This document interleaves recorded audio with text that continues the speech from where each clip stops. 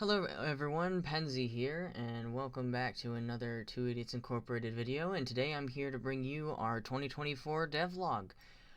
I haven't really been able to post much lately because I've been working quite a bit on a lot of the models for the game, but I think you will enjoy what I've cooked up. So without further ado, let's get started with the video.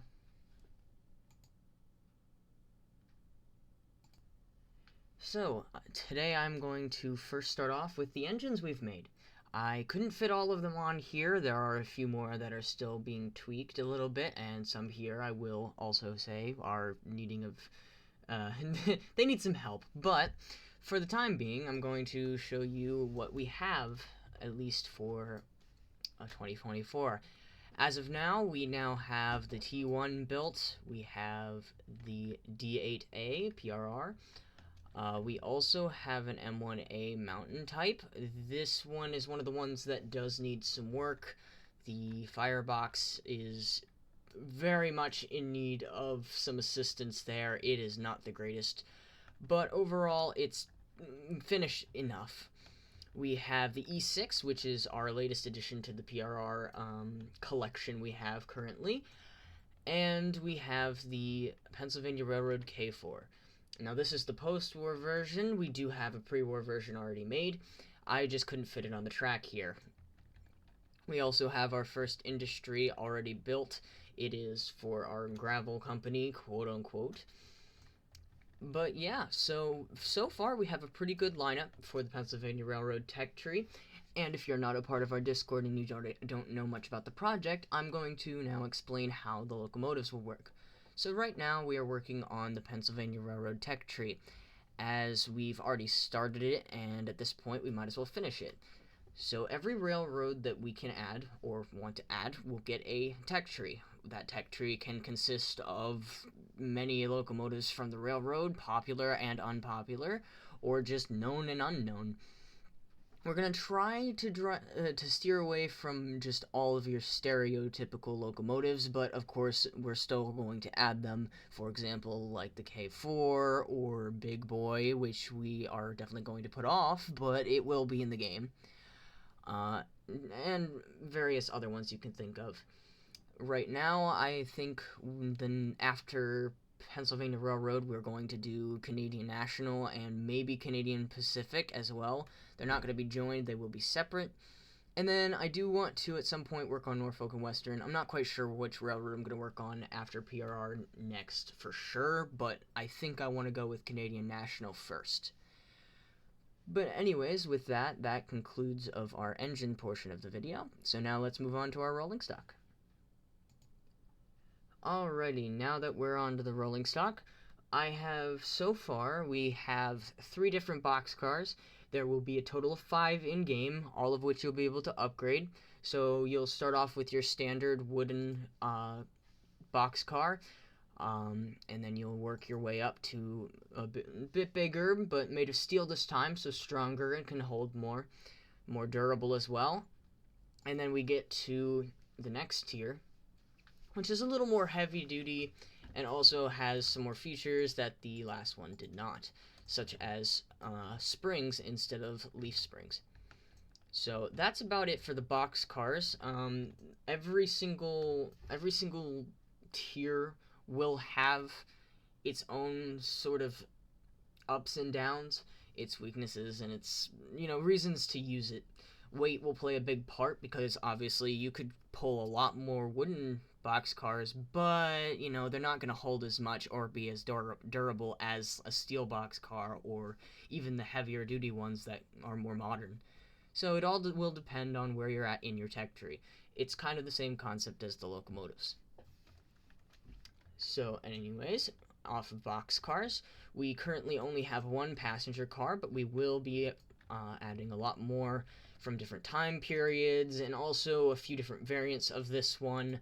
For example, like one of the cars at the end of the train that has the rounded bit. I cannot remember the name off the top of my head. I'm sure you guys in the comment section will yell at me.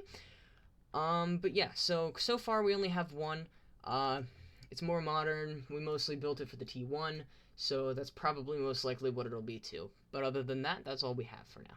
We also only have one tanker car that was built. Right now it's pretty simplistic. I'll probably add more detail, but we will be adding some fun features that I'm sure you guys will find out whenever the game is released, or at least gets to that point. We also currently have one caboose. We have a good old Pennsylvania Railroad bobber caboose. Now, from what I know, there isn't really a Pennsylvania Railroad bobber caboose. It was technically Pennsylvania Lines, but I wanted a bobber caboose so it could be a tier 1, so I just kind of found blueprints for the Pennsylvania Railroad Lines version and just slapped Pennsylvania text on it. So if you're a nerd and you want to yell at me for that, there's your explanation. And last but not least, we have our gondola here. This is probably one of the higher tiers, but we will be making more tiers eventually. I've just got to finish the boxcar tiers first before I can move on to something else. But primarily, these will be for really anything and everything. I mean, even the boxcars, pretty much everything and anything can fit in them. So whatever we decide to use for our miniature railroads industries, quote unquote, most likely will go in either a boxcar, gondola, flat car, or tanker car, is most likely what will end up happening. Also hoppers, because why not? But yeah, that concludes for the rolling stock, and I might as well just segue into our plans for industries, because as I've mentioned, this is a miniature railroad, which is odd because, of course, miniature railroads don't usually have industries. They're usually just a tourist thing or just like a backyard railroad. But basically, the concept we're going with is going to be semi-realistic. It'll lean more towards we just want to have fun and run trains, less of we need to be 100% exact from real life. A lot of this will just be replicating standard gauge locomotives into miniature form for, well, quality of life, so I can spend more time on a little locomotive while not having to worry about a giant locomotive to haul around. And it'll also make optimization a little easier with the map because the map size will be smaller with the track size. So the gauge we're going with is technically 22 inch. It's really weird. Mostly the reason for that is just the previously scaled track is just really goofed, and we already kind of made the engines, so we just made up our own new gauge for fun. But the closest you can get to real life is 20 inch. It'll just be unique, and we just have to deal with that. But hey, at least we're owning up to it, and we're admitting it. So the industries will work more as kind of just a recreational thing. Kind of like the railroad supplying itself, but at the same time, it's just more of to have fun, because who doesn't like having fun and running trains? I mean, that's what we're here for, right? So yeah, as of that concludes of the locomotives, rolling stock, and industries. And now to move on to, personally, my favorite part of the video, where we talk about our whistles.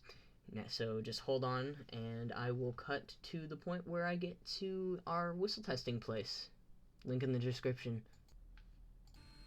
Alrighty, here we are in our whistle testing place. The link, as I said before, is in the description. But anyways, let's continue. So far we have a lot of whistles on our hands. We just have it on a stationary boiler, courtesy of Geezer himself. And we have quite a bit going on here. If you want to check more of the details out for yourself, go play the game, because it is public right now. So, might as well check it out, right? So our whistles have been getting a lot of attention lately because we've discovered how to get a decently realistic echoing with the whistles. Now, it may be hard to tell, at least in the whistle testing place, but in-game, whenever we end up having locomotives run, it actually does make a huge difference. And it's really cool, and a lot of people have been liking it lately, so, I think it's worth a mention. So, our whistle quilling will be done via slider, because it's just the most fun and as realistic as we can get it, at least for now. But this is what it sounds like, and right now I will be doing a Southern Long Bell 3-chime.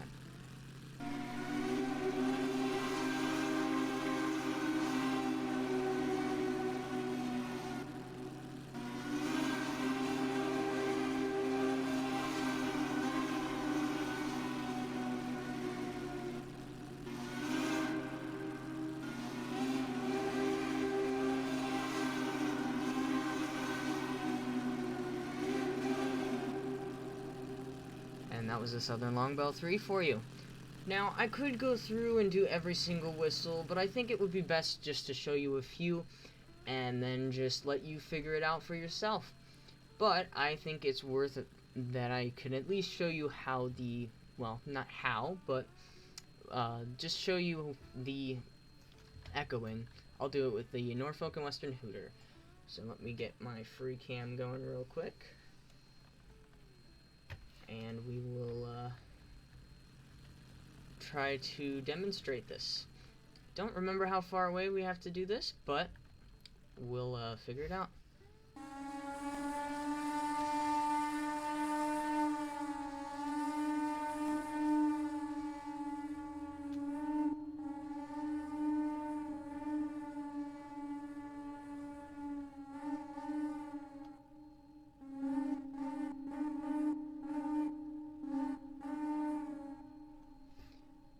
So there you can see how it does actually get muffled the farther away you go.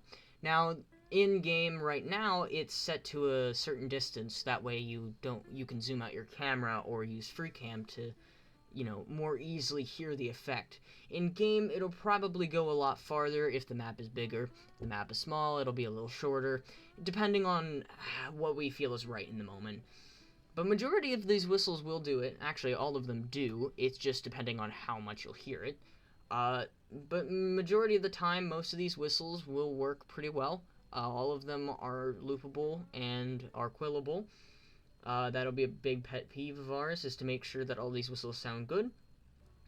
And you will be able to change them out on any locomotive. So, kind of like in your other games like Railroader or actually just Railroader, Railroader and what is going to be in Century of Steam, games like those where they'll have the whistles being able to be changed out on everything.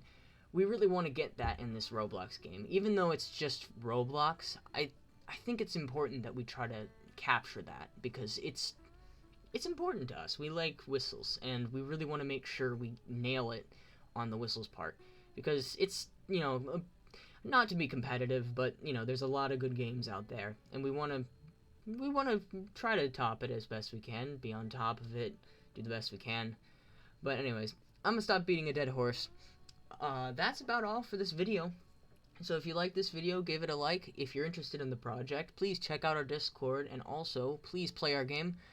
We love sharing our whistles with you. We'll be very active on Discord, so please, please, please, if you have any questions, join our Discord and ping us there.